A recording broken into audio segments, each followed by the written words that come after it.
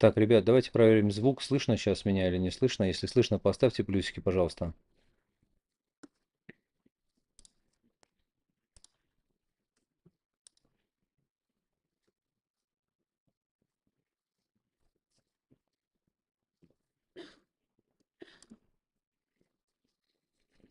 По идее, должно быть слышно.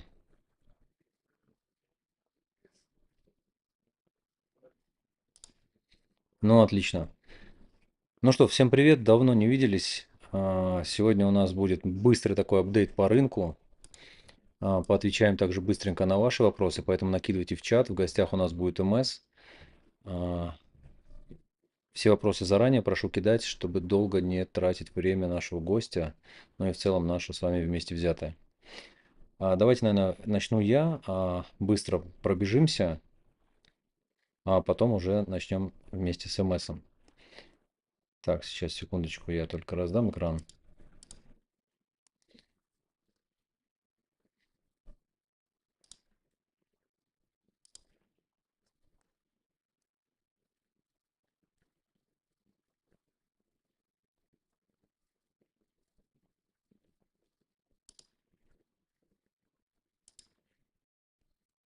МС, я вроде бы вам тоже раздаю, чтобы не было. Так, сейчас проверим. Да, вам тоже пошла раздача.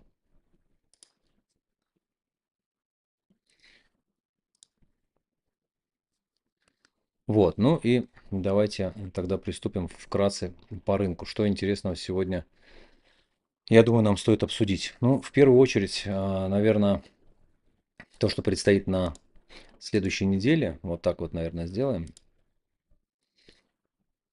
Основные события, которые будут происходить у нас на следующей неделе. Это будет касаться у нас макроэкономических данных по США, то есть публикации данных по ВВП, инфляции, занятости. И в целом все эти данные могут повлиять на то, что будет происходить в части процентной ставки. Также у нас есть еще из важного, это, наверное, то, что подтвердил председатель Банка Японии. Он тоже достаточно серьезно, этот банк, влияет на происходящие события в макроэкономике. И там намерение продолжить повышение ставок, при том, что устойчивая инфляция будет, да, то есть при условии устойчивого повышения инфляции. Также, значит, он отметил риски, что могут быть связаны с тарифной политикой США.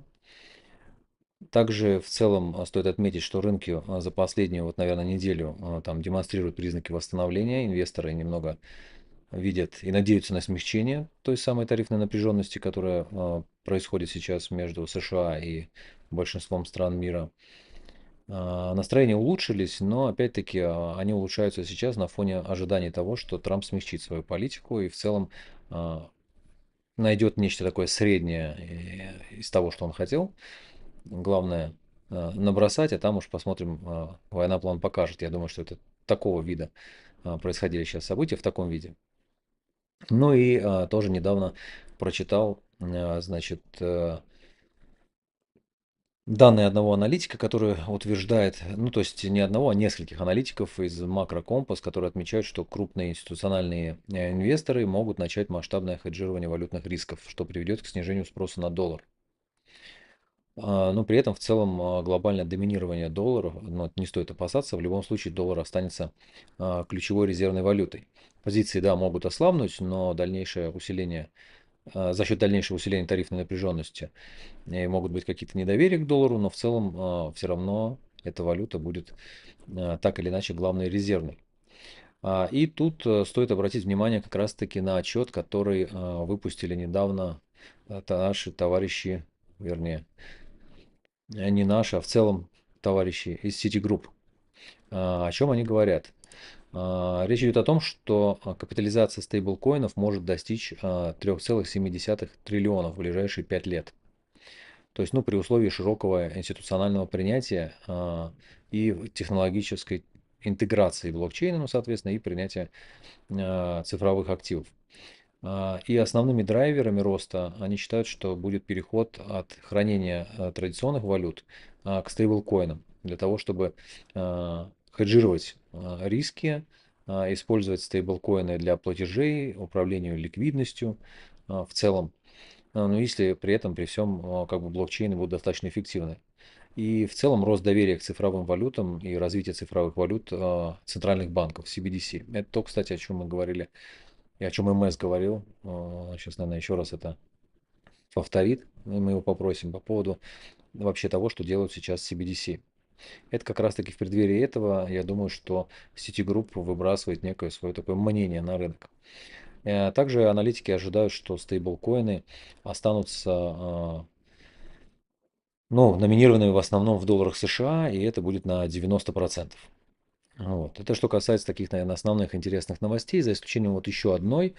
Сегодня увидел на форклоге о том, что ФРС отменяет некоторые антикриптовалютные рекомендации для банков, которые были приняты в 2023 году еще, соответственно, при предшествующей администрации. Это тоже хорошая новость. И в целом, я думаю, что это вот то самое снижение регуляторного давления, о котором говорил господин Трамп. Также сегодня недельный отчет выходил от аналитиков Glassnode. В целом аналитики считают, что рынок находится в такой стадии равновесия. Ну и ключевым аспектом, на который стоит обратить внимание здесь, это то, что коэффициент прибыли убытка, ну, прибыли убытка краткосрочных держателей достиг единички.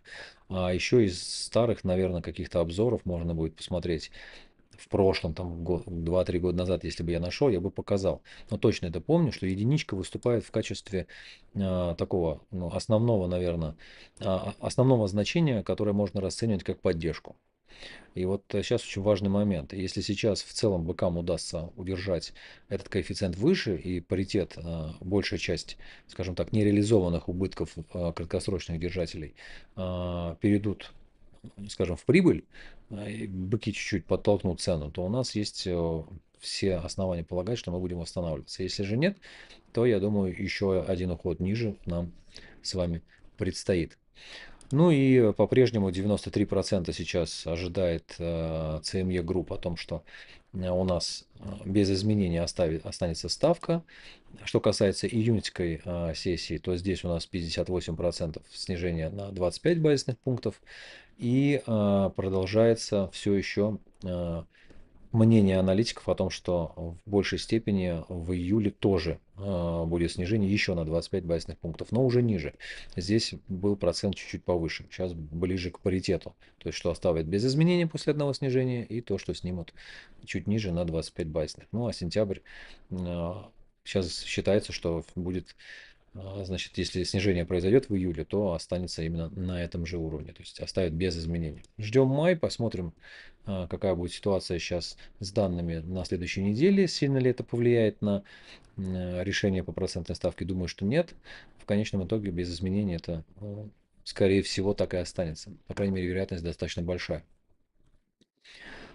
Так, что еще хотел показать? Ну, наверное, сам график. Давайте посмотрим. Очень четко посмотрите еще с того раза, когда мы с вами, когда у нас это было, я уже не помню в каком, сколько недель назад, когда мы с вами смотрели, мы четко отработали нижнюю границу регрессивного канала на дневном таймфрейме и сейчас двигаемся к середине. Потенциал у нас есть потрогать середину. Середина сейчас находится на отметке 97. Многие сейчас об этом уровне говорят. Здесь большая находится медвежья ликвидность от нижней отметки 95 до верхней границы 100. Ну, 99 400 это, можно сказать, уровень 100. Вот попытаться в 97 на среднюю границу зайти у нас шансы есть. Сейчас у нас есть небольшое снижение по объемам на дневном таймфрейме.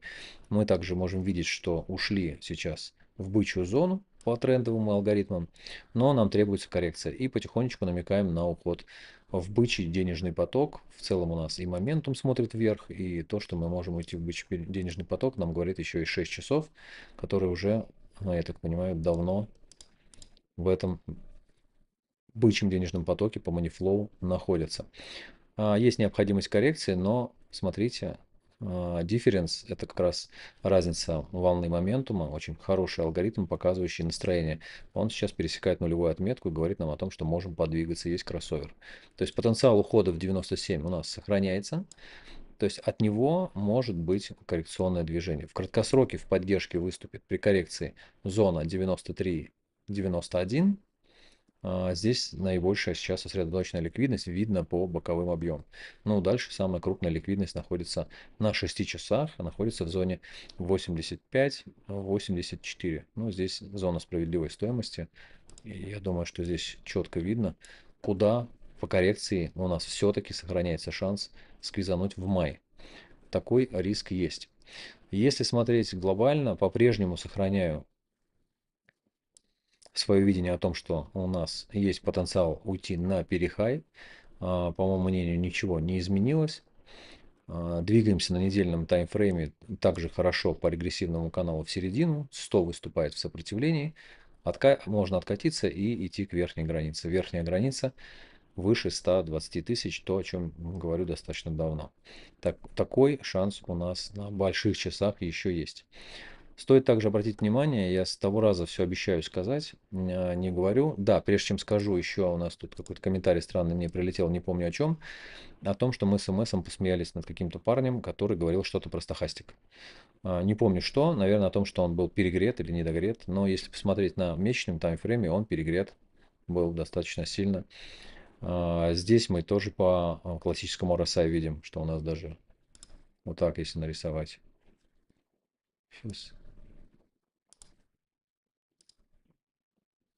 Вот так даже видно, что перегреты. Но это месячный таймфрейм. Достаточно большие часы. Мы видим, что у нас есть возможность сработать так же, как отрабатывали вот здесь. Раз, два, три и попытка двинуться вверх. Раз, два, три и перехай. Вот я думаю, что есть вот эта вот история 2021 года, и сейчас она может у нас в 2021 году повториться, независимо от того, что мы уже не один месяц обсуждаем, а то, что 3 движения по Вайкофу завершены. Раз, два, три, их тоже видно, МС показывал. Согласен с этим, завершение есть, но рынки всегда могут преподносить сюрпризы, это стоит тоже отмечать. Поэтому сегодня даже в нашем опросе, я вот сейчас смотрю, по крайней мере, было так, что большая часть людей говорила, сейчас посмотрю, ну да, большая часть говорит о том, что мы увидим 120. То есть я не один такой. Вот. Так что напишите, ребят, может кто-нибудь ждет и 150, потому что есть такие мнения, что диапазон будет от 120 до 150. Это связано в большей степени вот этой картиной. То есть вот она 120, 124 зона справедливой цены на этом индикаторе золотого сечения, всегда его показываю, ну и перехай отправить на 155. Поэтому в последнее время слышится такая вот история. В целом, если говорить об этом же индикаторе, в прошлый раз я тоже его показывал, по моему мнению, мы уже должны были уйти в медвежку. Ну, то есть мы видим, что с медвежьей динамики уход в красную зону двойного фиба и потом отскок до нижней границы, ретест зоны аккумуляции и уход в медвежку. Здесь мы это сделали. То есть мы прошли в красную, спустились обратно, ретест 350-дневной цены биткоина средней, потом пошли в зону аккумуляции, сейчас мы должны были уйти в медвежку. Потенциально здесь тоже на это есть намек, но, возможно, всегда ситуация меняется, особенно когда в последнем, по крайней мере, по последней информации за день может 1,5 миллиарда прилететь в биткоин ETF. И такая история была, я не знаю, сейчас покажет, думаю, что может не показать. Сейчас посмотрю. Показал максимум, это последний. Ну вот, пожалуйста, здесь даже больше. Начиная с 17 апреля 100, 400, почти 500, 1,4, 2,4, это вообще какие сумасшедшие цифры. Это вот то, что прилетело в биткоин ETF буквально, ну не за один день, а за несколько дней. За 23-24 апреля прилетело 1,3 миллиарда. При таких цифрах, конечно, рассчитывать на то, что все будет двигаться так же, как раньше, ну, достаточно сложно. Теперь быстро покажу сейчас и передадим слово МСу. Покажу сейчас, что я говорил про две свечи. Покажу на большом таймфрейме, а вы уже можете то же самое для себя оценить на малом. Есть такой индикатор Sequential, вы его знаете. Если нет, то зайдите в Telegram-чат. Кстати, если вы не подписаны, то обязательно подпишитесь на телеграм-канал, телеграм-чат. Все ссылочки есть в описании. Также я рекомендую подписаться на телеграм-канал МСа. Тоже вы найдете в описании к этому видео. И поддержите эту трансляцию лайком. Это единственное, что нам хочется от вас видеть. Это дает стимул делать такие стримы.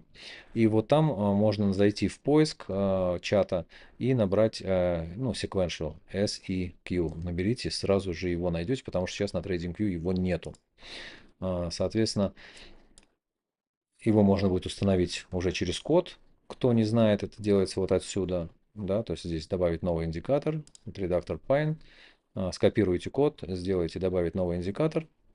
Где-то тут добавить на график, скрин стратегии.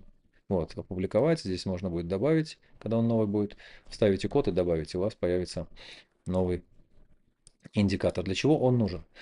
В этом индикаторе очень удобно отслеживать свечи. Вот она первая, вот она вторая. Оставляем первую и вторую. Остальные я убираю и обычно оставляю только девятую. Вот это будет девятая. Первая, вторая, третью убрал и девятую. Девятая завершает движение, как правило. Видно девятую или нет? Да, видно. Девятая завершает движение, обычно подсвечивает и говорит о том, что тенденция завершена. Я покажу на старших часах эту закономерность, но ее часто можно отслеживать на 2 и на 6 часах. На 6 она работает лучше. В дополнение к ней стоит обращать внимание на объем и на то, как двигается RSI. То есть множество можно дополнительных элементов сделать. Смотрите, я работаю на графике Heiken Nash. Всегда он мне удобен. На графике Heiken Nash можно наблюдать, если вы видите в первую или вторую свечу, то есть две зеленые. Раз и два. Должна быть обязательно либо две зеленые, либо две красные. Они должны быть вот такие большие, без нижнего фитиля. Вторая свеча полностью и с фитилем, и значит, телом, перекрывающей предыдущую. Я сейчас буду подсвечивать, чтобы было видно. Очень большой шанс вероятности, что видя такую свечу и при входе на откате третьей свечи вы увидите следующую динамику в ту же самую сторону. Бывают случаи, когда нет, но потом это все равно продолжается. Вот ложное движение все равно продолжилось. То есть вы бы зашли вот здесь на откате и все равно бы забрали бы просто через несколько свечей. Либо вышли в безубыток. Дальше. Опять вторая свеча, здесь ее нет. Здесь бы я не стал заходить, потому что последнее движение. Вторая свеча вот такая не пойдет. Должна быть вот как здесь. Вот она, кстати, здесь сейчас рисуется. То есть потенциал того, что мы увидим следующие несколько свечей вверх, однозначно большой. Я делаю на двух таймфреймах. Я делаю на 6 часах, на 2 часах, либо делаю на 4 часах и на часе. То есть подтверждаюсь на одном и на втором. Если я вижу, что две картины одинаковые, и при этом происходит достаточно хорошее движение снизу вверх или сверху вниз по RSI и по объему, здесь можно искать торговый сетап. Обратите внимание, вот здесь вторая свеча вниз. Вот здесь вторая перекрывающая свеча. Вот когда они маленькие, рискованно, лучше пропустить тенденцию, чем рисковать. Когда большие, вот здесь вторая свеча, все равно рост. Здесь вторая свеча, все равно рост. Чем больше она будет перекрывать предыдущую, тем сильнее будет рост. Чем больше перекрывает закрытием, ну то есть закрытием предыдущей свечи и закрытием следующей свечи, тем больше потенциал роста. Вот такая нехитрая история, простая технология, которую уже достаточно давно я использую в подтверждении трейдов. Два таймфрейма, на два делите график. То есть график делится... Что я сделал? Что-то я сделал не то. Что я сделал? Что-то я раскрыл, что-то сделал не то. На два делите график на две части. И, значит, таким образом очень удобно работать. Я обычно делю вот так на две части, беру один и тот же актив, разбрасываю на два таймфрейма, например, 2 часа. Если я буду торговать краткосрочную динамику. И здесь ставлю 6 часов. Одинаковый набор индикаторов для подтверждения. Обязательно объем, поскольку здесь торговля идет, как бы, можно сказать, price action. Здесь тоже обычно такой же настроенный индикатор, который помогает мне поймать вторую свечу либо вживую, либо через sequential. И смотрю, что происходит. Если на 2 часа и на 6 часов я вижу подтверждение вблизи второй свечи, вот здесь. То есть эта свеча, вторая, на, например, 6 часах, если бы она была бы вот как здесь, вот тут, я бы ее увидел только вот на этой свече. Соответственно, я бы пока бы не заходил. Видите здесь, что происходило? Мне нужно поймать одинаково. То есть, если я вижу на 6 часах перекрывающуюся вторую свечу, сейчас найду где-нибудь, ну вот здесь.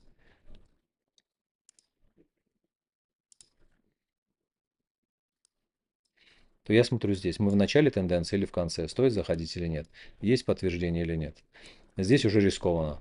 Я бы не стал заходить, я бы подождал, хотя движение продолжилось. Я ищу, когда они будут в районе второй-третьей свечи в обоих случаях.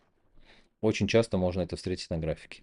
6 часов 2 часа, еще чаще, когда это происходит на 4 часа и 1 час. Если будут вопросы, напишите, более подробно по ним расскажу. Ну, а в целом, как я уже сказал, вижу потенциал движения вверх. Сегодня, кстати, публиковал, смотрю, работает, не работает. Если ничего не делать, еще раз покажу, что показывает наша история, наш терминал. Смотрим недельку. Если ребята ничего не делают, ребят что-то делают, раз не работает.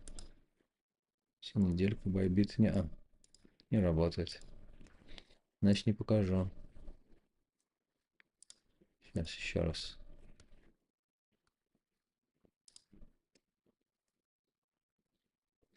Он показывает снижение вниз. Не хочет работать что-то. Команда, видать, что-то правит.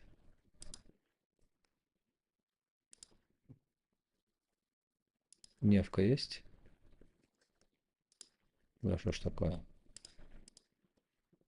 Как всегда. Когда хочется показать, вечером что-то делать. Нет, не работает. Ну, в телеграм-чате можете посмотреть. Публиковал сегодня в телеграм-чате. Там смысл был в том, что цена на недельке говорит о том, что мы можем чуть-чуть потолкаться вверх в описании и в обзоре. Да, сейчас модели, видать, перестраивают, не работает. И потом уходим вниз в май на недельном таймфрейме. До конца мая у нас может быть снижение, после чего будет только разворот. На дневном таймфрейме говорит потенциал о том, что мы продолжим движение вверх. Ну, мы видим на 6 часах у нас третья свеча, объем растет, money-flow у нас зеленый, поэтому для нас есть попытка пройти и собрать вот в середине огромную ликвидность. Сложно будет достаточно. Я думаю, что в середине нее, где-то 97-99, нас, скорее всего, толкнут ниже. Вот, наверное, все, что хотел сказать на данную минуту. Давайте я подключу сейчас МС. Сделаем это вот так. МС, вы здесь? График мой. Могу вам отдать. Нет, оставьте ваш график. Всем привет. Так, скажите, Я слышно сегодня, МС? МС должно да, быть слышно. сегодня погромче сделал, но говорить буду тихо. Так, всем привет. С последнего раза там прошло 2 недели, но ничего не изменилось в моем видении того, что происходит на биткоине. Я не вижу дальнейшего супер большого огромного движения. Сегодня задавали мне вопросы по поводу того, что какие-то очень большие выводы проходят с бирж. Вот сегодня с Bitfinex вывели, там выводили еще, с Binance выводили 25 тысяч битков. Что это такое за выводы? Ну, я человеку просто пообщались и популярно объяснил, насколько нужны эти битки на бирже. Крупные игроки уже получили эти битки, зачем их держать на бирже?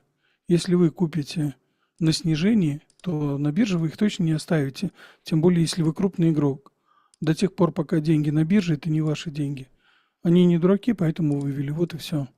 У них была возможность откупить, так как сумма это большая, это почти 2,5 ярда выведено было с одной из бирж, со второй было чуть поменьше, там в районе 2 ярдов было выведено битками. Так что это нормальное движение. Это крупные институциональные игроки. Они не собираются продавать, поэтому они забирают. Это не значит, что это тузумон. Это не значит. Они просто делают ребалансировки кошелька и сохраняют свои биткоины на своих собственных кошельках. Потому что они их должны хранить. Это деньги тоже, скорее всего, не все их деньги. Это еще, может быть, деньги с ETF. Где могли, там и купили. Потому что на OTC, насколько известно, битки заканчиваются ввиду того, что майнеры заканчивают продавать. Уже их продавать там нечего. И средняя покупка в сутки крупными институционалами в районе 9 тысяч биткоинов, производится только 900, максимум 1000 в сутки битков намайнится.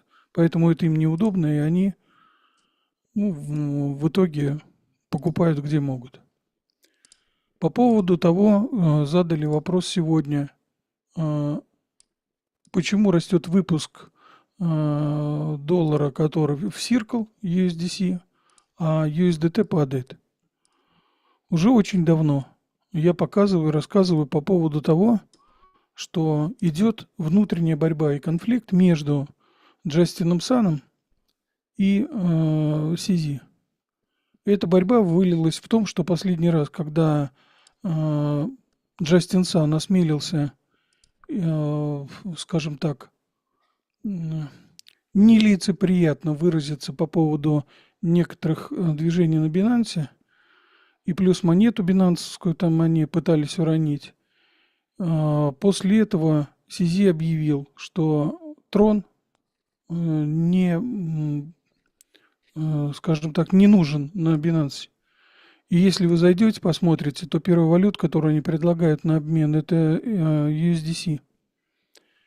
Я думаю, что это началась та самая война, о которой я говорил. Джастин Сан просто так не простит. Два китайца в одном помещении сидеть не могут. И это закончится все печально для Джастина Сана. Почему печально? Потому что USDT в определенный момент времени может печатать на любом блокчейне и на эфире тезеры, поэтому они могут уходить в эфир. Но вы видите, что когда печатают большое количество, для того, чтобы откупить на бирже, печатали в Троне. А вот сейчас очень большое количество заводов идет именно в USDC. Плюс борьба самого Трампа с криптовалютой. Все думают, что он борется за нее, на самом деле он борется против нее. Все обещания, которые он давал, он не выполнил ни одно. Кроме одного обещания, которое было дано еще до Трампа, что они будут регулировать рынок стейблкоинов. Об этом они объявили, и они это сделали. Им не нужна вся эта криптовалюта.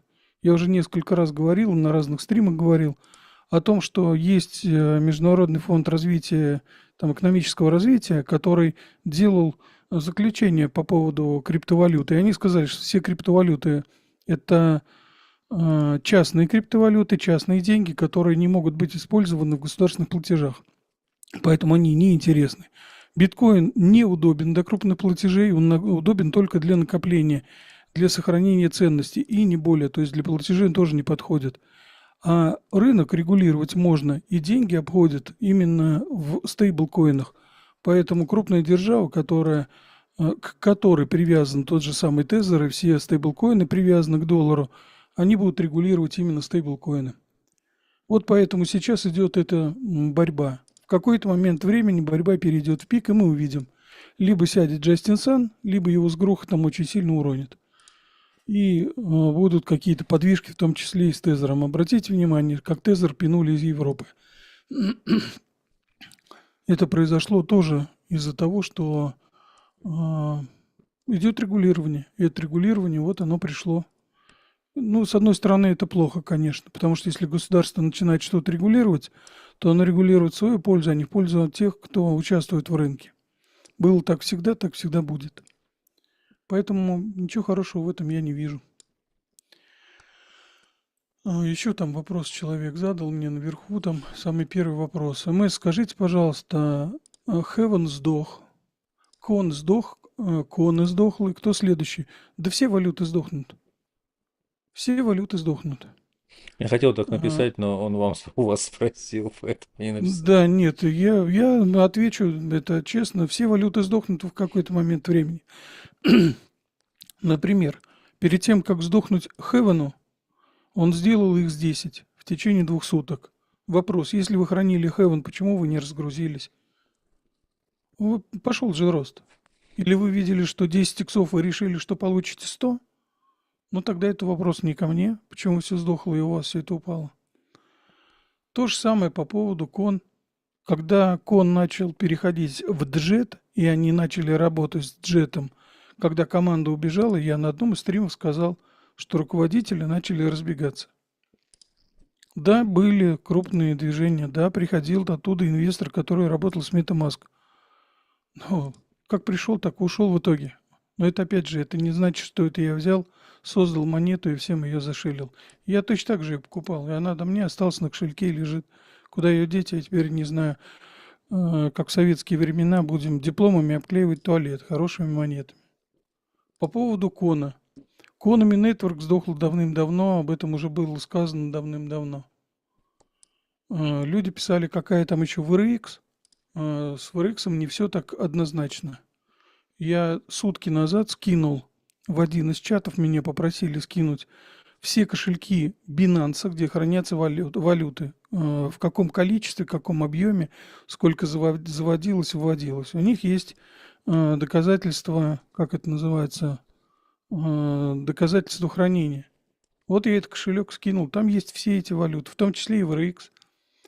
Я думаю, что это большая игра. Мало того, 2 или 3 дня назад информацию и у себя в канале выкладывал, и в интернете была информация, и в том числе вот и у Гоши была информация в новостном канале о том, что биржа WazirX ждет открытия и возвращения денег, которое было хакерами сломано.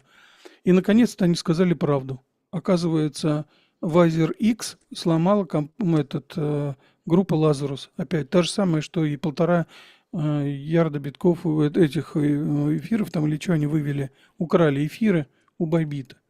Это вот та же самая компания.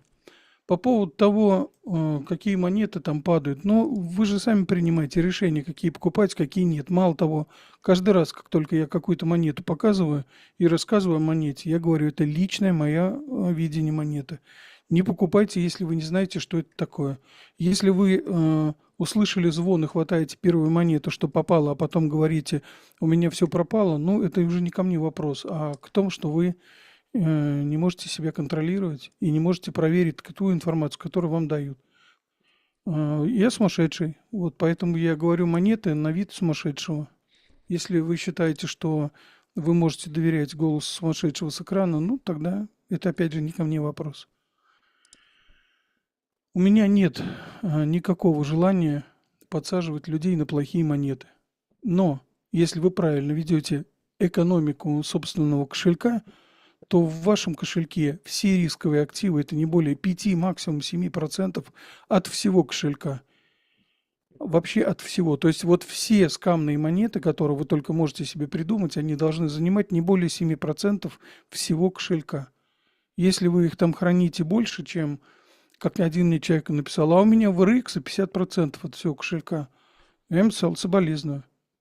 Ну, правда, ну соболезную, потому что нельзя так себя подставлять и нельзя таким образом влетать в рынок и попадать в такие вещи. Это опять же, а, это опять же говорит не о том, что вы плохие, вы неправильно сделали, или я плохой, неправильно посоветовал. Это говорит о том, что есть психология рынка. Мы нарушаем эту психологию. Я готовлюсь к стриму, где я покажу и расскажу о том, как психология рынка замораживает наши кошельки. Вот, да, вот человек написал, у каждого своя голова. Совершенно верно, спасибо, что это сказали. Каждый должен отвечать за свои действия. Я купил Heaven, у меня Heaven немало, поверьте, немало, а даже очень много. Но я уже говорил и повторюсь, команда сказала, что конец монете. Конец. Но это не значит, что конец тому, что все. Это третья команда, и каждая команда, которая была перед этим, говорила конец. Подождем, что будет с другой монеты. Может быть, удастся вернуть вложенное, а может, не удастся. Но кошелек еще есть, он работает. Кли я проверял неделю, что ли, назад. На бирже она присутствует. Каналы они не удалили. Они общаются в чате. Не знаю зачем, но общаются. По поводу Дода, скажите, да, я рекомендовал тоже Дода, и я все еще держу, не продаю, потому что считаю, что DEX, который Дода сделали, это хороший DEX, и он будет развиваться. Может быть, ему прямо сейчас не то самое время, да и какое может быть время? Гош, давайте я возьму этот, как он называется, экран. Сейчас, секунду. Я тебе отдам. Что я сделал? А, вот так, все, у вас.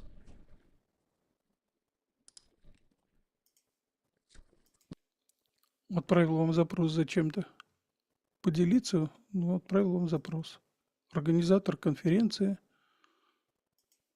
ожидайте разрешит.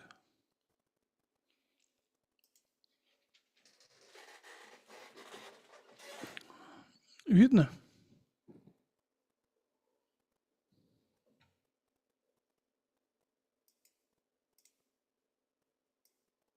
Гоша, видно? Да, видно, еще не дошло просто до этого, ну, до трансляции. Она медленнее. У меня видно. Ну и отлично. Тогда идем дальше. По поводу того, попросил человек, покажите по эфиру и расскажите про эфир. А, Я скажу за весь крипторынок, Сейчас, вообще за весь. Сейчас, секунду, Именно секунду. Почему-то не выводит на что экран. Сейчас, секундочку. Почему не выводит? я раздал. Да, вы раздали. У меня что-то жутко все тормозит. Главное, ОБС тормозит. Сейчас. Все отойдет чуть-чуть. У вас же этот Apple, он поэтому тормозит. Она что-то жутко стала тормозить, не понял Это почему. Apple, конечно, поэтому М, тормозит. Нет, я не думаю, что это Apple. Так, сюда вы раздаете. Вот я вижу, конференция раздали. Звук должен идти. Сейчас, секунду. С ОБС-кой проблема какая-то. Ой-ой-ой, это плохо.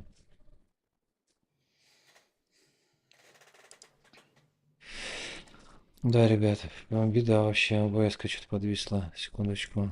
Сейчас закрываю все лишнее.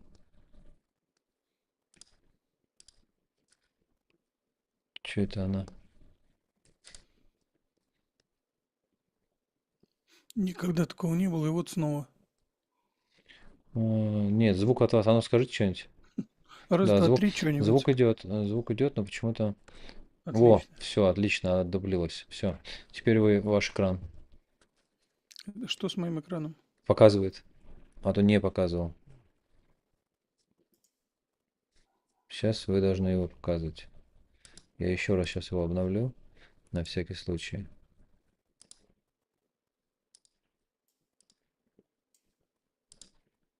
Сейчас должны видеть экран МС. А ну-ка, пошевелите мышкой чем-нибудь. Мышкой вот пошевелил. Но на экран не идет в YouTube. Я смотрю YouTube-то Не отдельную идет, трансляцию. не идет. И я еще могу чем-нибудь пошевелить. Вот мышкой. Повторите попытку позже. А тут вообще что-то и YouTube, и оно сейчас. Вот, сейчас отличное показывает. Сейчас показывает, что в YouTube идет. У меня показывает, что идет. Супер. Что-то сильно жестко ОБС легла, но я вашу мышку не вижу на экране почему-то. Раз, два, раз, два. Вот она двигается. Раз, два, раз, два, раз, два. Не знаю, не вижу.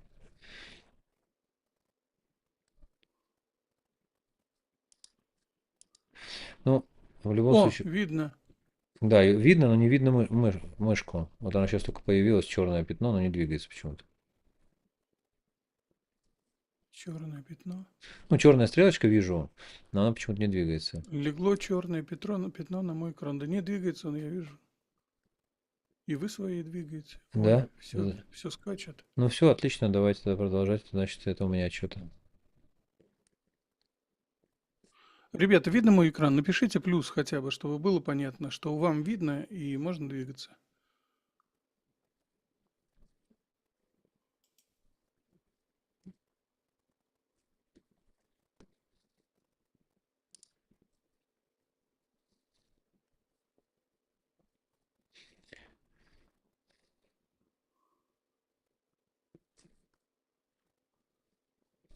Никто ничего не пишет.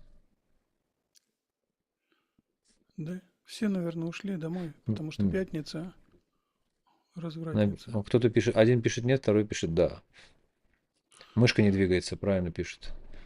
Почему-то не двигается мышка. Мышка не двигается. О, все, Экран. задвигалось, все. Отдуплилось. Вы знаете, это самое интересное, что приложение Бастион я закрыл, и все начало двигаться. Они воруют ваш этот, как это, майнит А мне пикоин. кажется, они что-то майнят, да. Майнит пикоин, а вам это засылают XRP. Подвигайте сейчас что-нибудь, МС, посмотрим. Я могу чем-нибудь еще подвигать. Нет, тем, что они могут увидеть. Ничего не двигается, да Я елки-палки. мышкой, вот экран я двигаю, вот он О, экран. все, пошло. Что пошло? Двигается. То есть, когда я включаю, что-то с ним случилось. Сейчас еще раз, подождите секундочку. Странно, что такое, почему так? Зум-трансляция. Сейчас еще раз. Зум-конференция. Конференция Zoom. Вот, запустил ее. Сейчас должна быть видна конференция Zoom. Но почему-то не двигается мышка. И экран не двигается, а я им двигаю очень несердно. У меня уже вот здесь палец стерся. Честно говоря, ребят, не знаю, что с зумом. У меня показывает ваш экран, но он стоит на месте. Не знаю И почему. мышка двигается, вон я вижу, и мышка двигается, и Да? экран Но двигается. это в зуме двигается. Короче, ребят, Давайте. смотрим на экран. Все, Давайте, все да. задвигалось, да, все задвигалось, все работает. Теперь смотрите. Если посмотреть пик 2021 года, то вот я открыл эфир. Вот на нем и буду показывать. Эфириум, Эthereum. С 2021 года он упал на 81%. Было некоторое движение его на отскоке. И он с этого момента еще упал потом на 46%, вернулся и еще раз упал на 65%. Так вот, последнее вот это движение, которое мы упали на 65%, это примерно то же самое, что сейчас падает вся альта. Есть подозрение о том, что вся альта... Вы там что-то включили, выключили опять меня? Нет. У вас мышка не двигается? Вы закрываете экран, убираете и начинаете смотреть куда-то не туда, и выключаете мой экран. Я вообще там не Дальше. трогал ничего. И не трогайте. Вот. Я считаю, что вся альта сейчас находится в медвежьем рынке. Она не должна расти.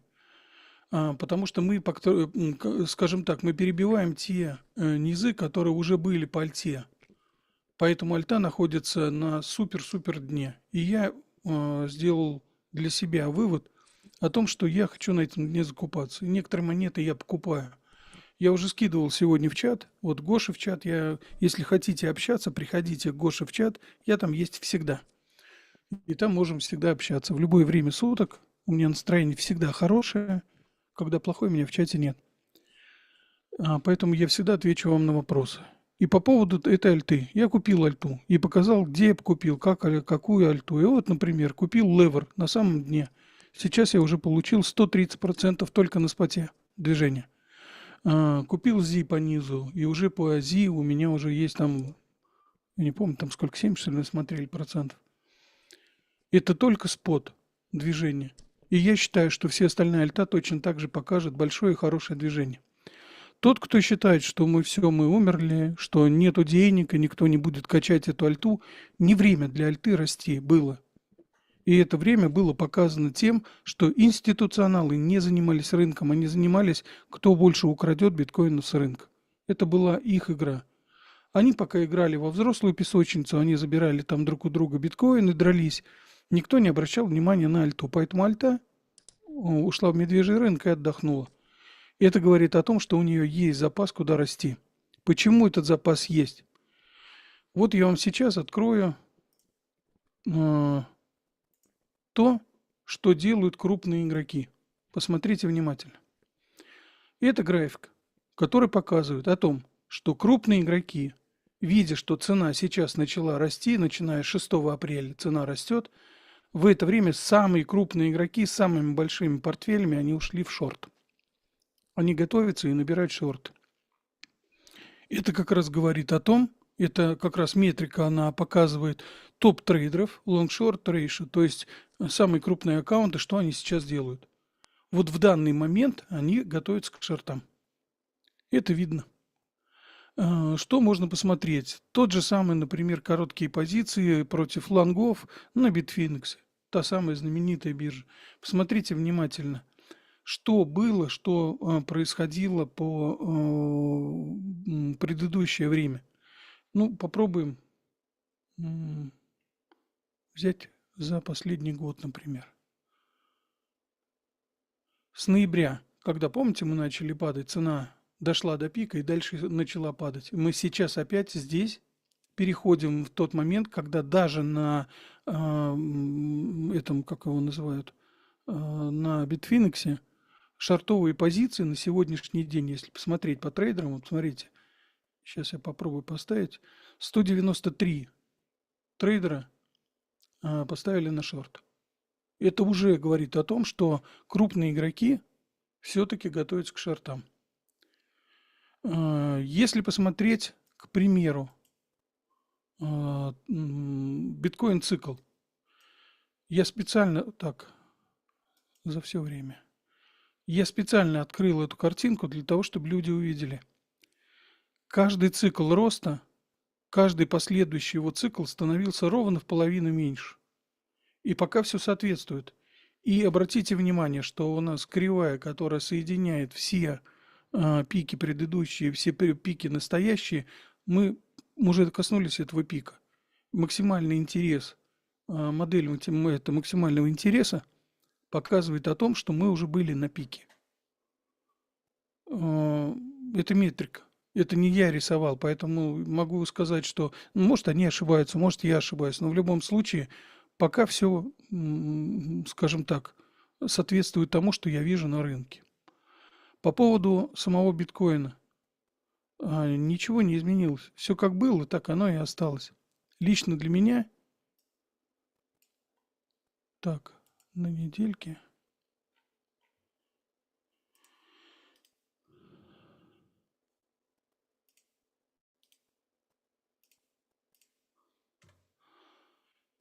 Сейчас перетащим на недельку.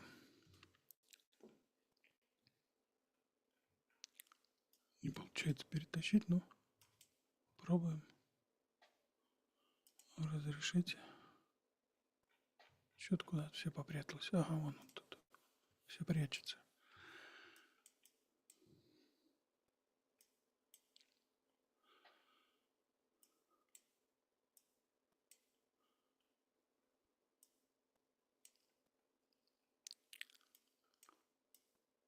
Если посмотреть модель Вайкофа по распределению, вот оно, это то самое распределение. Здесь я попробую увеличить. Вот оно, то самое распределение. И та последняя свечка, которая высокая. Я уже говорил, что мы к ней, вот мы возле нее находимся. И я думаю, что цена, с вами уже несколько раз говорили, что цена от 90 до 98, это цена, куда зона интереса, 97 зона интереса, это средняя цена же была, правильно? Да? Гоша? 97, вы имеете в виду зону справедливой стоимости? Да. А на каком таймфрейме? Недельки. Сейчас, секунду. Эфир. Ой, биткоин. Ну, в любом Неделька случае... цена была 79 да. тысяч, 79,80. Да, а вот цена, куда мы ожидали, это как раз была 97 цена. Я 92, думаю, что, может быть, они выше, 97. они могут и чуть выше поднять. Но если вот я специально показывал на месячном таймфрейме все выглядит как, сейчас я вам покажу, как отскок дохлой кошки. Все равно, вот что бы ни говорили, как бы мне не показывали, что, может быть, я где-то там чего не прав, я не вижу. Цена любая сначала растет, доходит до пика, потом отскок дохлой кошки, и цена уходит в дальнейшее падение. Вот здесь цена закрывается на замок. Вот в этом вот месте. И я вижу, что здесь цену закрывают. Может быть, она выше поднимется, чуть-чуть выше она, может быть, поднимется. Не спорю. Может быть, давление будет больше, потому что институциональные деньги. Может быть, у нас будет то же самое, что и происходило в 2021 году, когда в ноябре пик хоть он и был отскоком дохлой кошки, но перебил хай предыдущий, который был в апреле месяце. Может быть, и здесь они это нарисуют, но все равно это уже точно отскок дохлой кошки. Уже точно. Вот все по графику соответствует. Я уже показывал. Это и Доу движение, то самое знаменитое движение Доу. И оно показывает, что да, вот она, АБЦ коррекция, что мы сейчас следующий слоем коррекцию. Она сейчас будет. Я так вижу. Можете сказать, что я ошибаюсь. Ну, пусть я ошибаюсь. Это личное мое это видение по рынку. На сегодняшний день я с биткоином не играю. Ну, все, мне не интересно. Вот с альтой на сегодняшний день мне играть интереснее. Почему? Тот же самый фил, посмотрите на него. Вот я попробую достать фил. С ним интересно играть. Посмотрите, он все время растет. И у него уже предельная цена была. Он уже был на дне. Если посмотреть, например, 12-часовой, уже ниже цены не было. Все, 2,1. Мы не падали ниже. И цена, вот она, это цена предыдущего дня, это дна 2,2. Мы пробили ниже чуть-чуть. И цена дальше начинает расти. Причем растет, если кто меня знает, сейчас я отключу слингшот и покажу по филу. Фил нарисовал на сегодняшний день. Сейчас, секунду. Это у нас вербал, да? Фил на сегодняшний день нарисовал паттерн разворота. Паттерн разворота есть. Мы уже находимся в этом паттерне. Он уже рисует заходные. Следующее, что он сделает, выйдет, пойдет дальше. Ну, вот где-то в районе, там, может быть, 5 он пока должен отскочить. То есть он должен отскочить вот к линии, где было закрыто. Закрыли еще в феврале всю альту под замок. И вот она некоторое время здесь отскакала. Может быть, в июне мы увидим следующее движение. По крайней мере, по таймфрейму можно посчитать. Каким образом можно посчитать? Посмотреть по...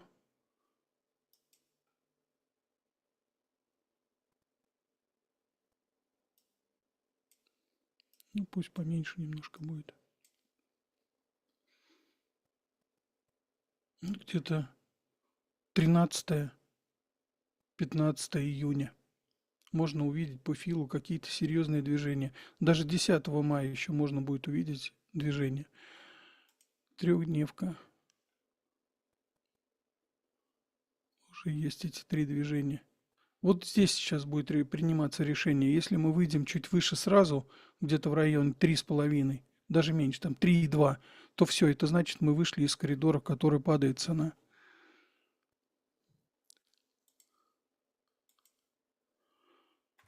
Секунду.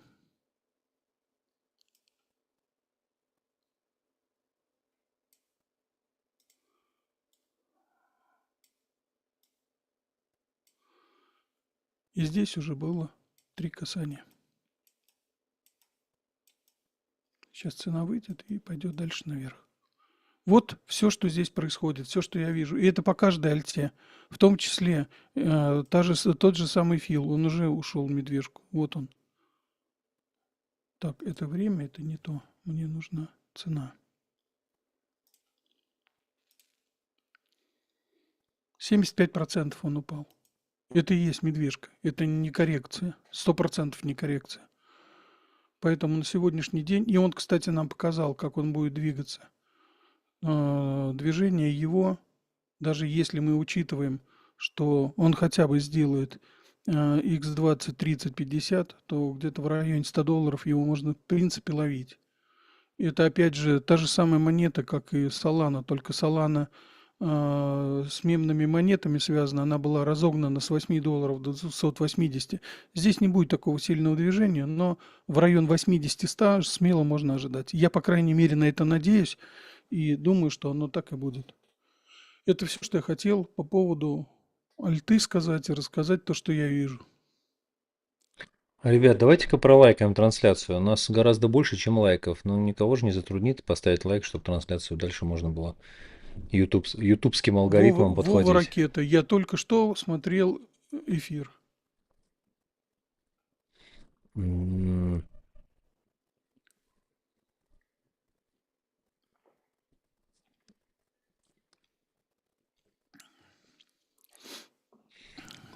Журнал SpaceXL пишет МС-прогнозист от Бога и смеется.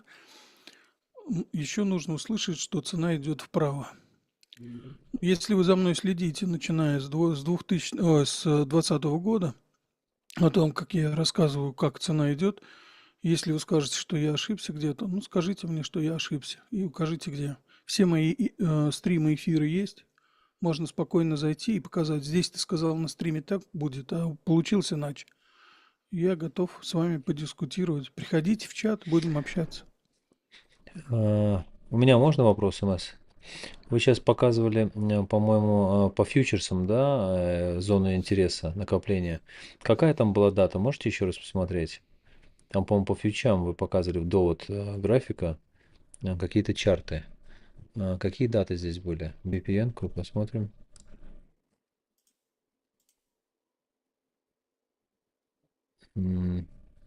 Все хорошо идет. О, все, включилось. Сейчас я все вижу точно. Вот, смотрите. Очень большой интерес в зоне 100 тысяч со стороны колов. Вот как это интересно, мне можно объяснить. Причем это данные биржи Deribit, да, но это основная биржа. Это первое. И второе, самый большой интерес, я уже это показывал, у нас идет сейчас на июнь месяц, на конец июня.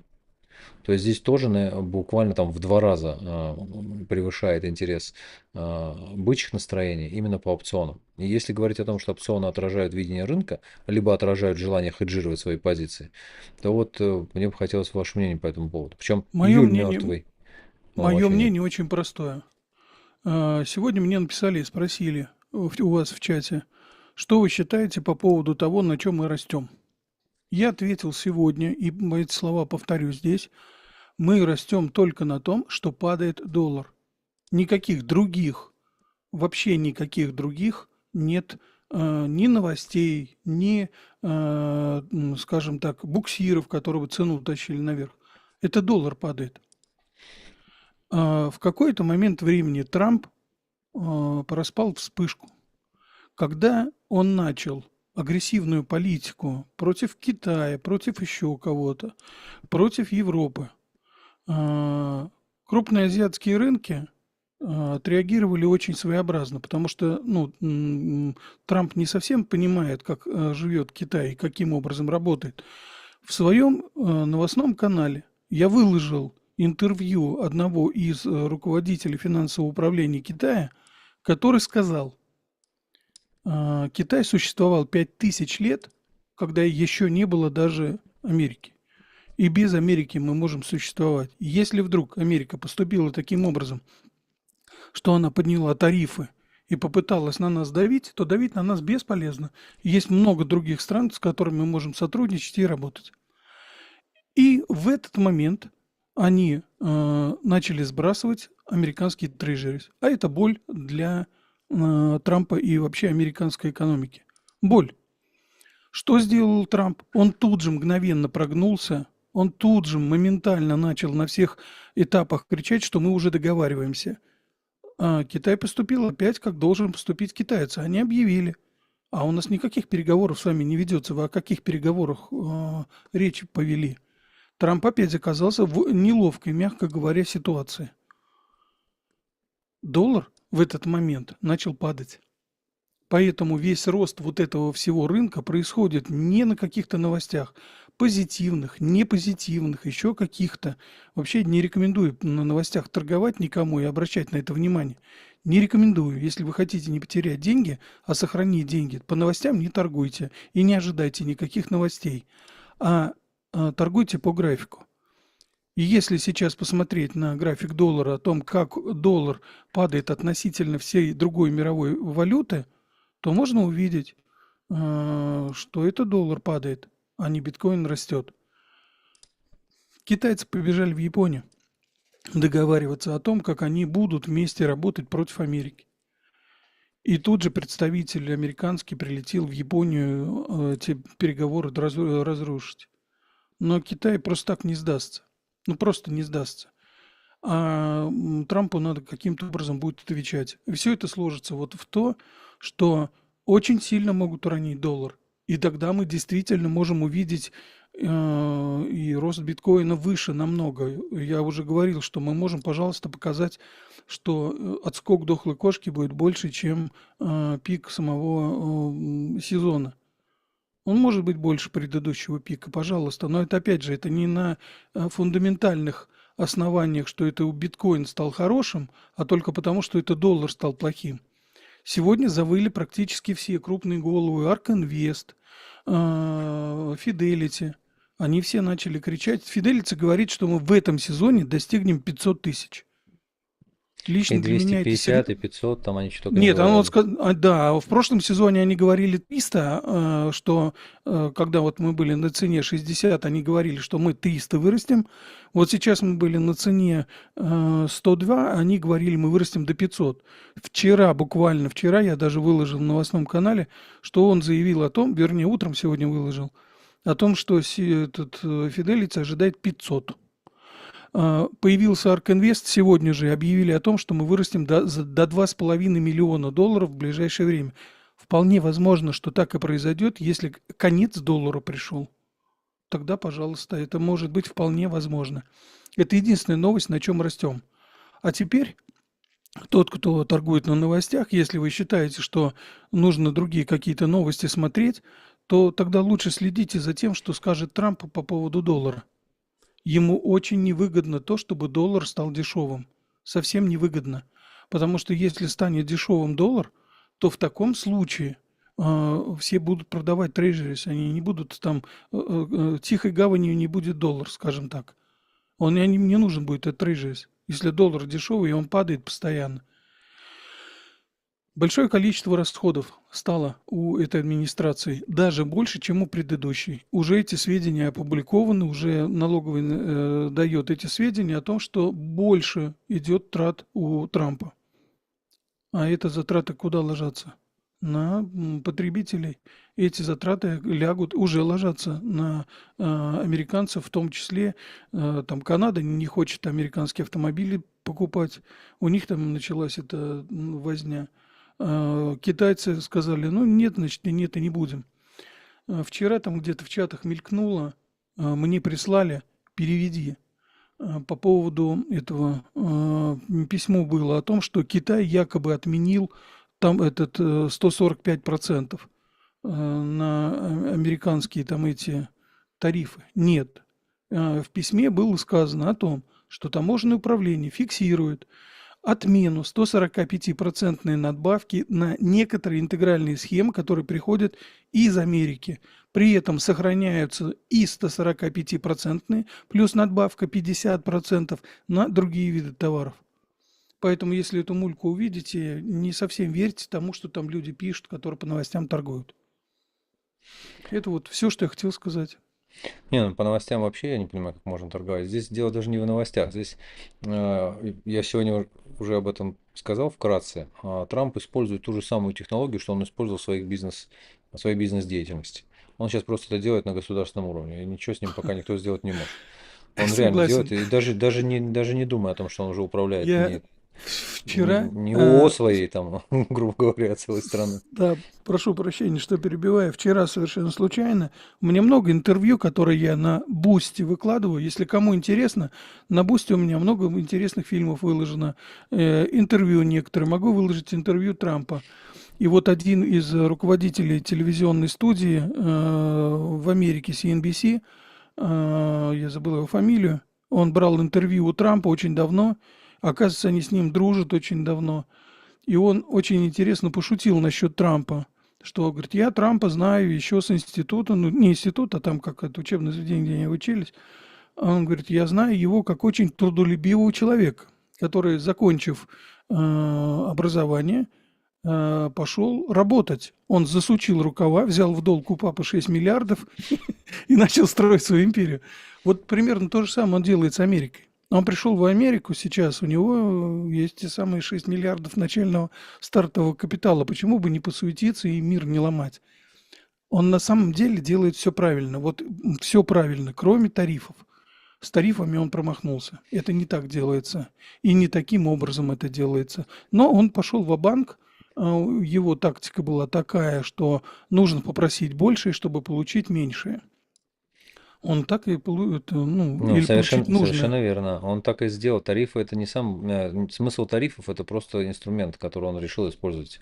То есть у него И больше ничего попался. другого не было. А он планировал, там заранее было просчитано, что у них будет такая реакция у Китая. Ну, там ежу понятно, как будет себя вести Китай. Китай один из крупнейших держателей американского долга. И Китаю, естественно, Китай прогибаться не будет. Это еще ребята, которые умеют торговаться. Трамп была другая задача. Хипиш навести. Он так делал уже неоднократно. Он это делал в своей вот каше, которая касается девелопмента.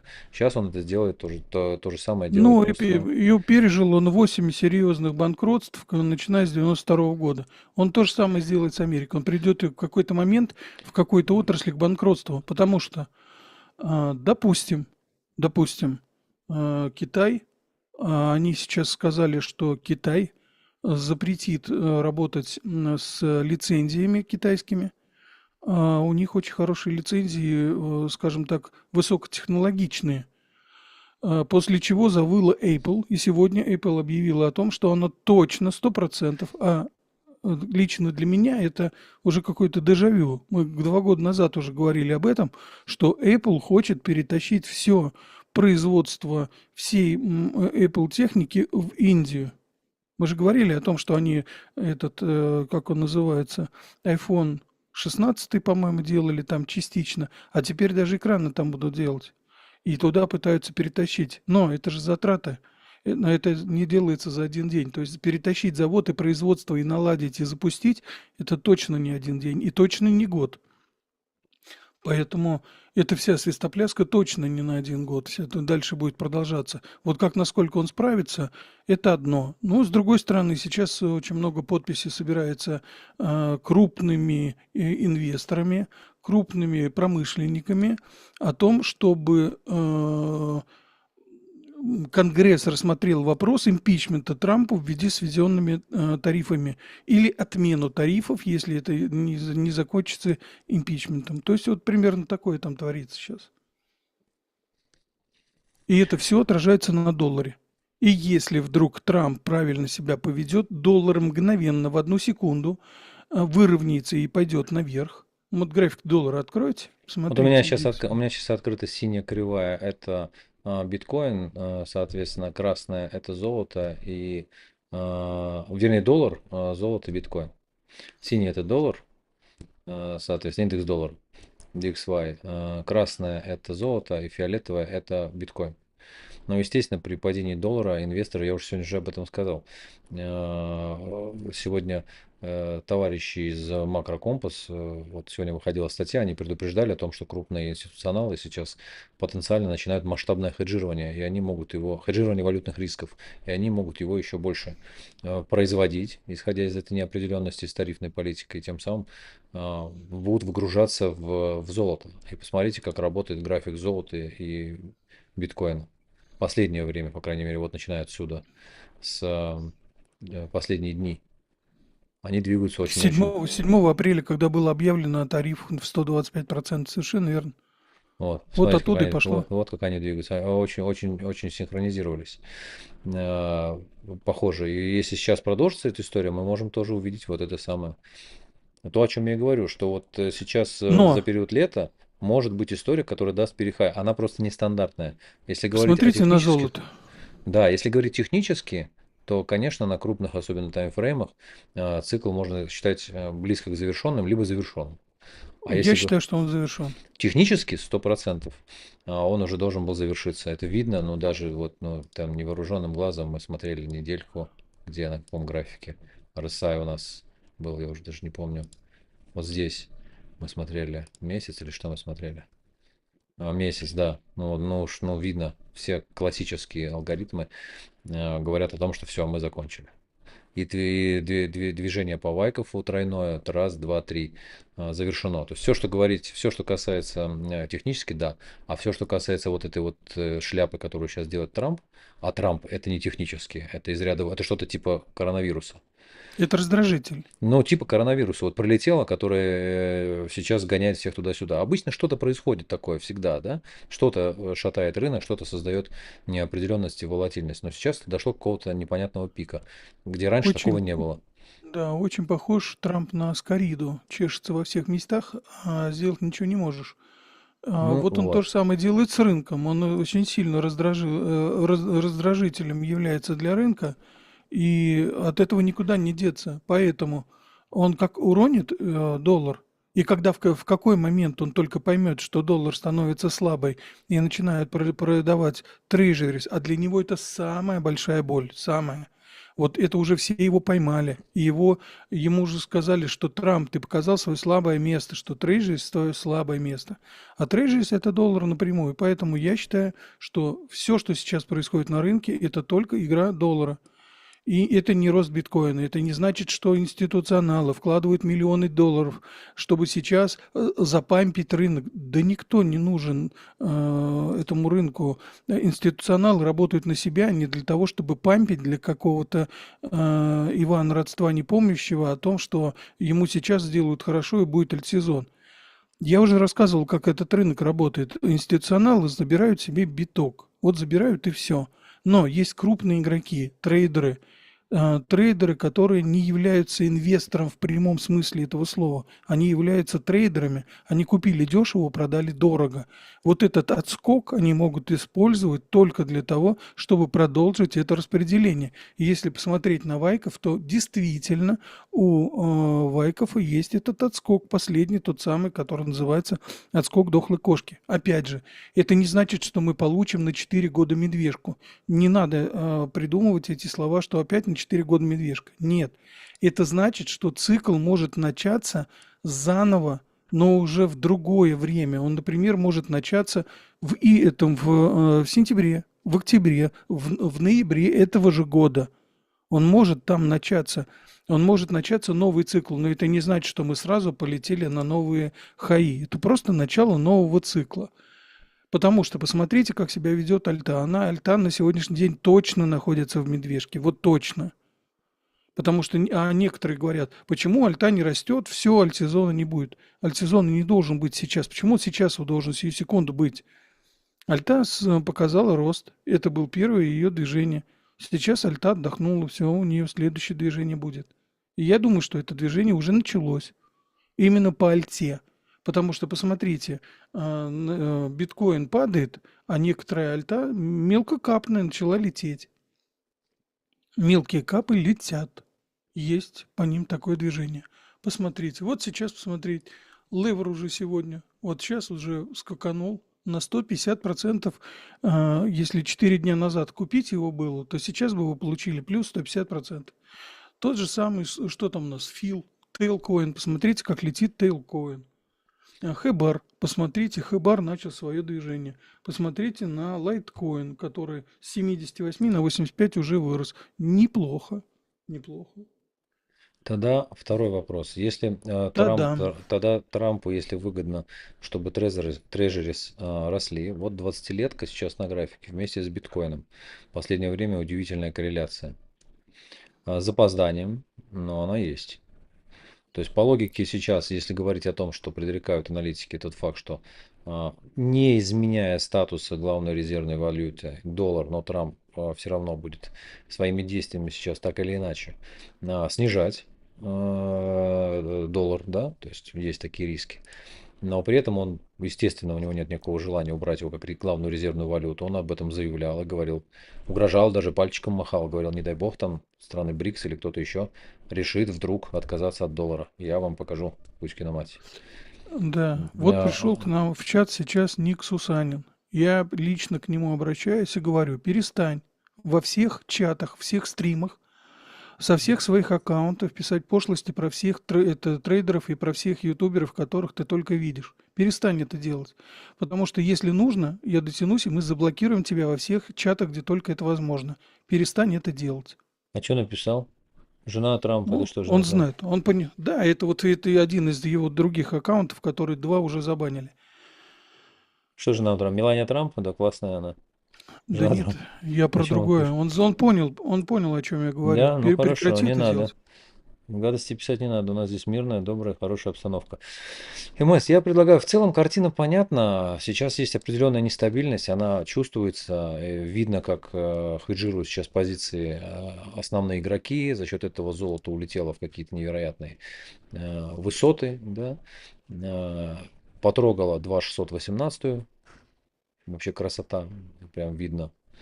Не рассчитывал, конечно, туда. Помню, в старых стримах и в старых своих обзорах говорил о том, что мы дотянемся до зоны справедливой цены. А ее еще не было здесь. Здесь была 1.618, что потенциал такой есть. Но, конечно, в 3.500 это было трудно предсказать. Вот, поэтому я предлагаю сейчас ответить на вопросы и пятничный стрим потихонечку начать завершать, чтобы не сильно вас мучить. И Да, здесь, я прошу прощения, я сегодня болею, поэтому я заранее попросил да, недолго. э, Отвечу на вопрос. Можно, Гош, да, сразу? да, Марина давайте. попросила ответить. Вы Эфир, разобрали да? эфириум. Хочется узнать ваше личное мнение по поводу цены на эфириум в этом цикле. Прогнозов на Давайте. будущее по цене я не говорю, но я вам могу сказать, что действительно цена на эфир в этом сезоне будет очень большая. Она будет неожиданно большая, потому что крупные игроки на протяжении целого года, уже целого года, из крупных рук, из тех, которые находились в тени, обеляют весь эфир. Мало того, скорее всего, Виталик Бутерин, тот самый, занялся все-таки доработкой эфира ввиду того, что он понимает, что на рынке что-то не так. Но он опаздывает, он это тоже понимает. Но его движения на сегодняшний день говорят о том, что он идет в правильном направлении, и по цене эфира мы увидим, что движение эфира будет очень большое. Ну и, соответственно, если эфир много вырастет, то и альта тоже вырастет, потому что круговорот именно альты в природе никто не отменял и не отменит. Крупные игроки по биткоину перельются все-таки в эфиры, они на этом тоже прокатятся, а может быть уже набирают. Потому что, например, цена, когда подошла к 1500, последний раз там она была, сейчас я скажу, 1537, там был очень сильный всплеск покупок, очень сильный. И причем это выводы были с бирж прям бешеные, переводы большие были. Сейчас переводы идут в основном на институциональные кошельки. И это говорит о том, что все-таки движение эфира будет большое в этом сезоне. Очень большое. Я, по крайней мере, его ожидаю такое. Скажу, за десятку-то точно будет. Даже смело говорю, чтобы за десятку. Я не жду его там, в этом цикле. Ну и Я думаю, ладно, что да, я не жду. приходите. Сразу могу сказать, что не жду пока. Мы будем вас А ждать. сегодня сразу статью открыл, сегодня просто наткнулся на нее. Основатель Кардана, Хоскинсон, сказал, что через 10-15 лет эфириум накроется. Когда я вижу такие статьи, мне хочется сказать об обратном. Что, скорее всего, я думаю, что все будет хорошо, но основная его мысль была в том, что Бутерин там устроил диктатуру сети, и типа все будет не очень хорошо, сеть не выдержит нагрузок и так далее, и так далее. Вот. Если он перейдет на риск виртуальную, которая риск В, архитектуру, то масштабирование у него будет просто колоссальное. И он выиграет любую конкуренцию, потому что эфир все равно выигрывает в том, что большинство проектов построено на эфире.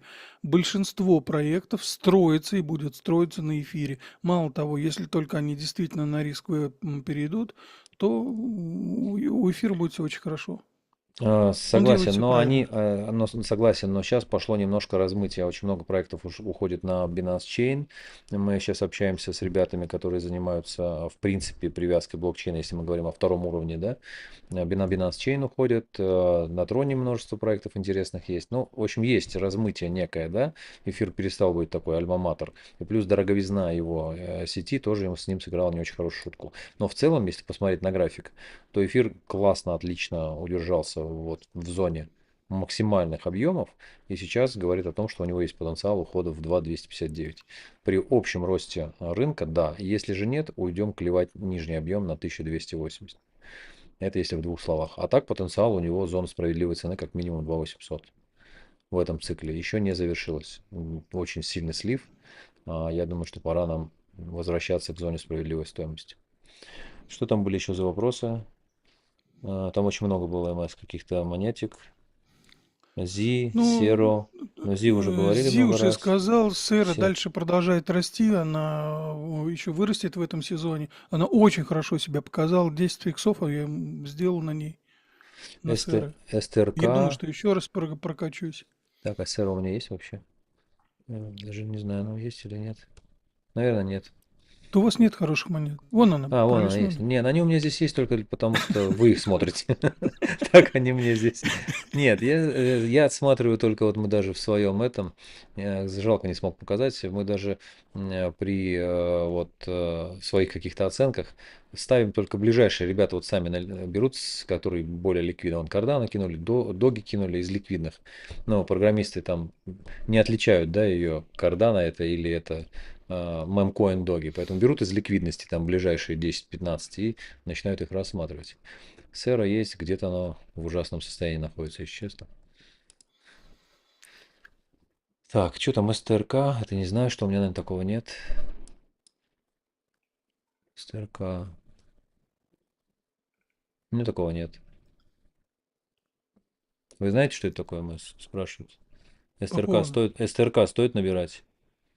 Что это такое СТРК? Если в ваше, скажем так, поле зрения попала эта монета, и вы считаете, что ее надо купить, и у вас невероятные моральные страдания, если вы ее не купите, покупайте, конечно, почему нет? Вот это, наверное.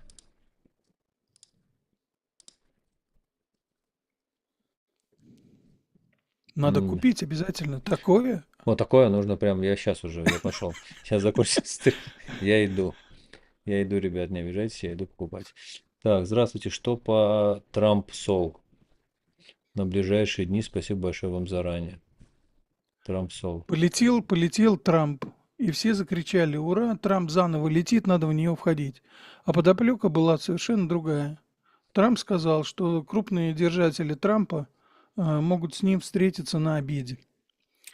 Обед с Трампа стоит в районе 5 миллионов, но те, кто со своими $200 побежали пампить Трамп, они станут долгосрочными инвесторами. Так что неправильно, опять же, прочитанные новости ведут к потере своего депозита. Что думаем по Телкоин? Телкоин хорошая монета. Телкоин получил разрешение лицензии в Штатах на проведение токенизации активов плюс выпуск собственного стейблкоина. На долларе будут делать? Ну, Да? я думаю, что не на песо Не, ну на золоте, мексиканском. на евро, на чем угодно, на чем угодно. Ну, если в Америке получили, то на долларах. Америки? Я не Конечно, услышал. они в Штатах получили лицензию. Ну, не так ужасно, по крайней мере, выглядит, как те, что мы только что смотрели. Да это кошмар, это же ужас какой. Нет, такое нельзя покупать, надо срочно продать, забыть, купить биткоин, пока дорого. Пока, не, сейчас биткоин не надо покупать, он сейчас дорого. Почему? Дорого? Наоборот. Конечно, надо сейчас и покупать. Не, но если вы просто покупаете, чтобы вам куда-то деть деньги, да, и вам некуда их просто деть, условно, вы там собираете, у А вас куча денег, Михаил опять пишет, скажите по сэру. Ну, только что же сказал. Ну, я же прям минуту назад сказал про сэру. может, позже зашел человек, наверное. Да. Но он же уже писал, я ответил, сэра А, будет расти. Вырастет еще сэра. Не помрет, ничего с ней не будет. Вся альта на сегодняшний день находится, по моему личному мнению, в медвежке. Heaven, Она сейчас Heaven, выходит. Мгм. Хевен вам не нужен, забудьте. Додо Додо я уже отвечал. отвечал, все. Значит, по Это остальным все Декс. прошли. Да. Я готовлюсь к следующему стриму, где, скорее всего, возможно, будем разговаривать по поводу психологии торговли. Как уровни находить, как видеть, где находятся, на каком уровне крупные игроки, как они вас ловят, как людей ловят, как самому не попасться. Поэтому я постараюсь некоторые вещи очевидные показать на графиках, рассказать, как это делается, как набирать позицию, зная психологию крупного игрока или мелкого игрока. Постараюсь в ближайшее время у себя на бусте выложить не на бастионе, а на бусте выложить видео, потому что там просто удобно выкладывать, и Там есть что посмотреть. Я вот сейчас выложил Рэя Далио, 4 фильма плюс его интервью. Очень интересно посмотреть, послушать. Будет выложено крупный трейдер Пол Адамс, и еще там один тоже Пол, я забыл, как его фамилия. Они институциональные инвесторы и институциональные трейдеры. Они будут посмеиваться в своем интервью над розничными продавцами и покупателями, как они ловят. То есть вам интересно тоже будет это посмотреть. Это крупные игроки, американские. Ну, вообще интересно, как они мыслят. Они мыслят немного не так, как мы. Вообще не так. Совсем не так, да. Одного недавно слушал интервью, у него брали. Причем, ну, так, достаточно свежее, это еще время пандемии. Он вообще торгует только контртренд. Его даже когда приглашали в крупные, он управлял там порядка 600 миллионов, у него было в управлении. И когда подписал контракт, вроде бы там достаточно долго объяснял владельцу фонда о том, как он управляет капиталом. Но тот, когда он начал это делать, потом еще пришлось целый год, пока он там работал, еще раз ему это объяснять, потому что он не мог никак прийти в чувство от того, что вся торговля строится на контртренде. Ну и достаточно успешно. Был вопрос от дизайна кухонного интерьера, не помню, отвечали или нет, почему растет МС к вам выпуск USDC и падает выпуск Я USDT. уже ответил в Отвечали, самом да? начале стрима, да. Все, тогда я Я прослушал. думаю, что пора бежать. Да, потому Да, что уже еще у меня много времени. У нас большая с вами разница. Поэтому всем спасибо, спасибо. простите, да, если кого я задел неаккуратно. Не хотел, не собирался, это просто дурь и блажь. Ребят, еще раз просьба большая, пролайкайте трансляцию. Обязательно, да. Мало лайков, Пожалуйста, нас больше. когда Подпишитесь. закончится, Да, да, подпишитесь на каналы МС, если вы впервые попали на наш канал МС и не видите. Также рекомендую подписаться на телеграм-канал, телеграм-чат наш. МС в чате можете найти, меня в чате можете найти всегда. да. Вот, много интересных ребят у нас там, поэтому подписывайтесь, оставляйте свое мнение. Идет доброе, позитивное общение. Вот, и когда трансляция закончится, вот, наверное, это МС хотел сказать, обязательно написать комментарий, чтобы алгоритмы Ютуба ее подхватили. Если вы хотите, чтобы была какая-то отдельная тема, обучающая или разбор над ошибками, мы можем пригласить любого из вас, кто слушает нас. Мы можем пригласить не только разбор над ошибками, а, например, какое-то временное обучение провести. Ну, как обучение? Это смешно, конечно, звучит, мы не школа, но мы можем с человеком разобрать, по каким причинам ему, человеку не удается торговать. Или человек хочет начать торговать, но он боится. То есть опять психология.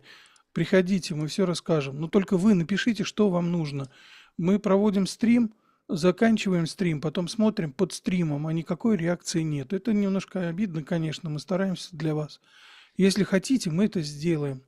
Но вы напишите тему, которая вам интересна. Например, мы уже показали, как строить фибу, показали, как настраивать индикаторы, поторговать по индикаторам простые, мы показали. Хотите какие-то сложные индикаторы, какие-то торговые схемы, мы можем показать. Как начать торговать с малыми деньгами и не терять деньги, мы можем это показать. В этом нет ничего сложного. Вам нужно просто, как сказать, что вы хотите.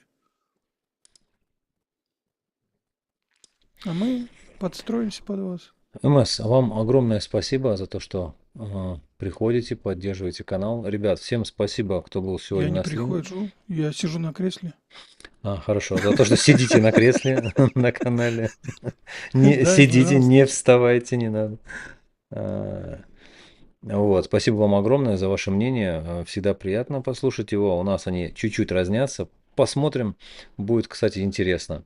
Вот, как будет выглядеть рынок чуть дальше. В любом случае, события на рынке происходят очень интересные. Рекомендую их отслеживать. А чтобы посмеяться, хотелось сегодня, пока мы закончим, сказать о том, что сказал принц Сербии. Он сказал, что вот это была статья сегодня, меня повеселила. Он как-то говорил еще в 24 году о том, что, значит, он, по-моему, да, говорил, или не он. Но смысл в том, что когда цена перевалит через 100 тысяч долларов, дальше биткоин, и закрепится там, дальше биткоин будет подниматься каждый день по 100 тысяч. Давайте на этой позитивной волне, вдруг правда. И закончим как раз Да вы что? наш Он так сказал? Да. Ну, и говорит это Капец. вот по 100 тысяч. Но это вот как раз и в отношении той истории, что мы можем видеть в этом цикле $500 000, потом $1 000 000, потом еще сколько-то. Это, конечно, фантастичная история. Человек пишет, вы говорите про то, что альта начинает движение вверх. Но тогда, если биткоин пойдет по Вайкофу вниз, в случае восстановления доллара, по тому же принципу потащит альту еще ниже. Правильно? Не совсем правильно. Объясню, почему не совсем правильно. Биткоин является активом, который накапливают. Крупному игроку не всегда удобно несколько лет хранить актив без движения, тем более тот, который падает. Ввиду того, что в предыдущем стриме я рассказывал, как институционалы двигают свой портфель и настраивают свой портфель и делают ребалансировку портфеля. Так вот, если актив, который у них падает, и тот актив, который переходит в разряд из, скажем так, из рискового в высокорисковый, они его продают. Поэтому иногда, когда мы говорим, крупный игрок тоже хомяк. Нет, не совсем он хомяк. Он просто делает ребалансировку кошелька. И тогда он начнет продавать тоже биткоин. Но помимо институциональных игроков, повторюсь, есть трейдеры. И если трейдер видит, что его позиция начинает таять, он продаст. Он сразу продаст. Он не будет ее держать. Он работает не так, как мы работаем. Крупный игрок работает на деньги. Да, у него крупные деньги. Да, у него большие деньги. Но в тот момент, когда будут продавать биток, будут пампить альты. Именно поэтому альта будет расти. И на самом деле нам бы сейчас всем желательно, чтобы биток упал. Упадет биток, будет расти альта. Потому что, насколько я сейчас вижу, прошла очень дикая раскорреляция между биткоином и альтой. В тот момент, когда биткоин растет, альта находится, ну, мягко говоря, в нисходящем движении. Все боятся слова медвежка. На самом деле это очень хорошо. Потому что актив, который отдохнул, и тот актив, который накопили, всегда готов стремиться вверх. В любом рынке, хоть рынок акций, облигаций или долговые, и криптовалюта то же самое, и Форекс то же самое. Если кто-то на Форексе торговал, он всегда знает, что если альта пошла, какая-то монета пошла отдохнуть, имеется в виду валюта какая-то, то потом она начинает обязательно пампиться. И чем дольше монета лежит на дне, и чем дольше ее набирают, значит, и видно этот коридор набора, то, значит, крупный игрок набирает монету, а если он ее набирает, значит, действительно будет большое движение. Посмотрите, как работает carry трейд в японской иене. У вас сразу все отпадут сомнения, что альтсезону быть. Посмотрите. Он практически весь carry трейд повторяет движение альткоинов в этом сезоне. Мне очень забавно это наблюдать, кстати. Все, Все, я да, Ондо закончил. еще. Сей, Ондо, что-то. Не знаю, Ондо, что такое Ондо, Ондо. Ондо, Я его вот открыл, Ондо какой-то. Ондо. Это и на японском языке что-то, это надо к этому обращаться. Ну, Ондо есть действительно. Кириллу, да, криптохамстер, он Это скажет. Кирилл, да. Да, но он скажет, что он не занимается альтой, он занимается битком. Он занимается битком. Да. Всем до свидания. Спасибо огромное, что Спасибо, пригласили. да, спасибо И вам, большое. люди, пишите и поставьте нам лайк. Я не усну Поставьте нам сегодня, лайк. пока 150 лайков не увижу. Да, спасибо огромное. Всем спасибо, кто был. Вот, поддержите, еще раз попрошу всех поддержать эту Да. трансляцию, подписаться на гостя, подписаться на наши ресурсы. Ну, а вам хороших выходных и до новых встреч. Пока-пока. Пока.